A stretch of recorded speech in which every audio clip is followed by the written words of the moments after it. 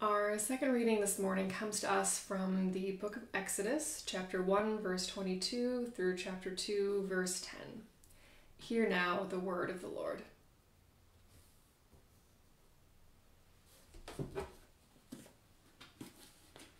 Which I didn't think to bookmark this morning. Oops. Okay. Then Pharaoh commanded all his people, "Every boy that is born to the Hebrews you shall throw into the Nile, but you shall let every girl live." Now a man from the house of Levi went and married a Levite woman. The woman conceived and bore a son, and when she saw that he was a fine baby, she hid him 3 months. When she could hide him no longer, she got a papyrus basket for him and plastered it with bitumen and pitch.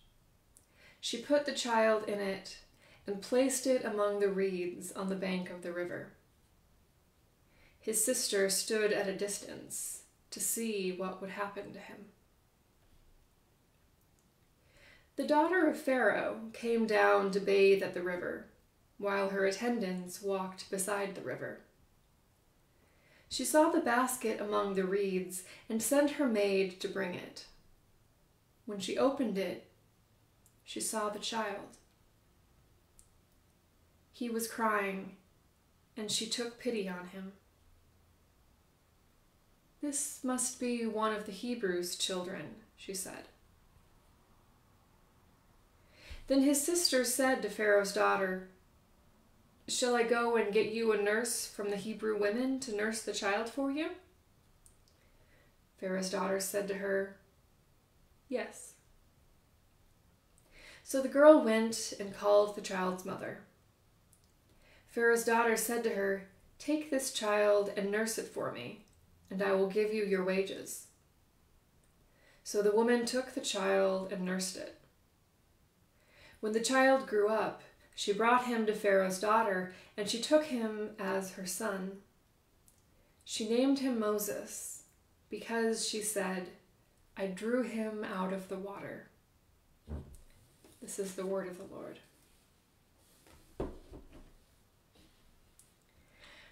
Okay, so I don't usually pull out my Hebrew, but the last verse of the reading is Karashe Moshe Amar Mashamayim. The pun is the similarity between Moshe, Moses, and Masha, the verb drawn out. There's some neat foreshadowing here because at first it's Pharaoh's daughter who draws Moses out of the Nile, but later it's Moses himself who draws his people out of Egypt. It's very clever. The name is especially clever because in Egyptian, the same name means son or is born. I think it's really cool that the name Moses manages to be super symbolic in 2 languages, representing what Moses meant to the 2 different cultures that he lived in between. Anyway, so Pharaoh was not a good leader, to put it mildly. He was perfectly content to have an entire ethnic population live in slavery, and he's very clear about the way he sees them as being subhuman. Several months before our story this morning, he decreed that all baby boys born to the Israelites should be killed.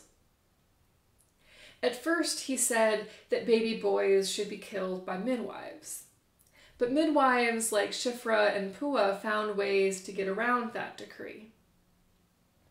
Now he has ordered all his people that any and all boys born to the Hebrew slaves shall be thrown into the Nile.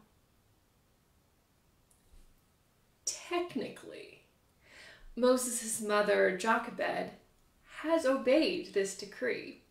Probably not to the satisfaction of Pharaoh because her son lives, but technically she was ordered to send her son away in the waters of the Nile, and technically she did do that, even if she couldn't bring herself to kill her child outright. When he is born, Jochebed sees that her son is good. Our Bible translates the line, "She saw that he was a fine baby," which I've always thought was an odd phrase. But in Hebrew, the verse echoes the poetry of the second creation story, in which God creates all things out of nothing, and saw that they were good.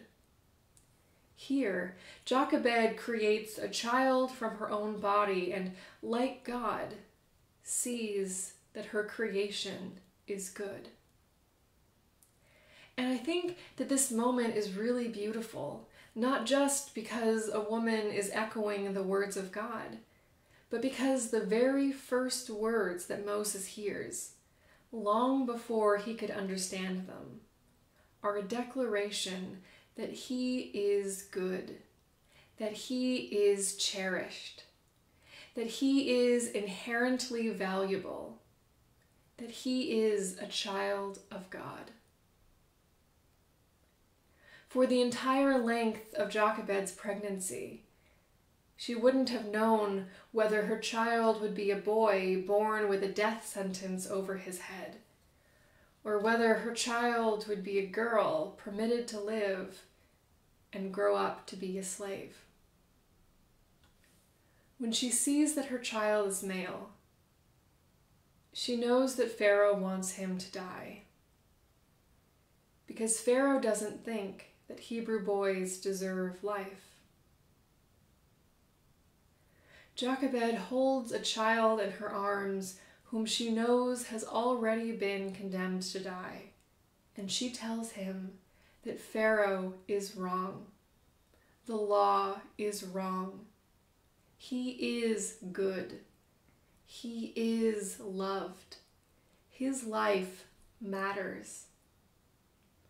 Without having to give anything in return, he is a child of God, no matter how little he is valued by the society he was born into.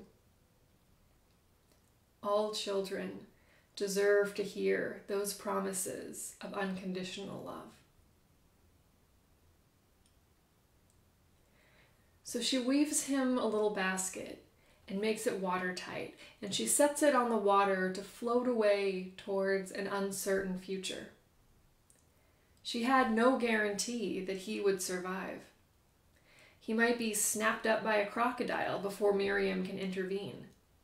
His basket might be knocked over by a hippopotamus coming up for air. A snake might slither in beside him. Any Egyptian might retrieve the basket, pull out the child inside, and throw him unprotected into the river to drown. Maybe Jochebed and Miriam had reason to believe that Pharaoh's daughter would be sympathetic to their plight. Maybe they deliberately placed the basket in the water near her bathing place. But even so, Pharaoh might object to his daughter's actions and have the child killed. It seems dangerous to raise a child in the household of a man who wants that child dead. There are a lot of details that didn't make it into the Bible, so there is a long rabbinic tradition of filling in some of the gaps. Pharaoh's daughter is never given a name in the Bible, but in the ancient tradition of Jewish rabbis, she is called Battaglia, which means daughter of God. In this tradition, Battaglia loves her son so much that she is accepted into his birth family, converts to Judaism, and travels with the Israelites when they leave Egypt. When Battaglia sees the baby in the basket, she does not say, "Oh, a baby." She says, "This must be one of the Hebrews' children." She knows that her own father has ordered the deaths of all Hebrew baby boys. She can quickly deduce that someone is trying to spare this baby that fate by putting him in a basket. Her choice to save the baby's life is a deliberate choice made in defiance of her own father's decree. Will she be punished? Will the child be taken and killed? Battaglia's decision to rescue and adopt the baby in the basket is not a cute prologue to an action-packed story. It is a brave and potentially dangerous choice, and a powerful testament to her belief that Hebrew lives matter and should not be thrown away. Moses grows up to be a great hero, but he is not the only hero of the book of Exodus, and he would never have lived to encounter God in a burning bush, or to lead his people across the sea, or to present the commandments to the Israelites, if it hadn't been for 5 women. The midwives Shiphrah and Puah sabotaged Pharaoh's decrees and refused to kill the baby boys they delivered. Moses' mother, Jochebed, hid her son for 3 months until she took a chance by letting the Nile take him to an uncertain future. Moses' sister, Miriam, stood by her brother and arranged for him to be nursed and raised by his own people. Pharaoh's daughter, Battaglia, defied her father and intentionally raised a slave as a prince. Heroes don't come out of nowhere. They are influenced by the families and communities and cultures that form who they are. When we stand up for each other, when we refuse to accept a system in which groups of people are condemned at birth to live lives of poverty and pain, when we recognize that God made all people and saw that they were good, when we lift up the truth that the lives of minorities and the lives of the poor and the lives of immigrants matter, when we trouble the water, then we are taking our place in God's story and preparing a way to welcome more people into the love of God.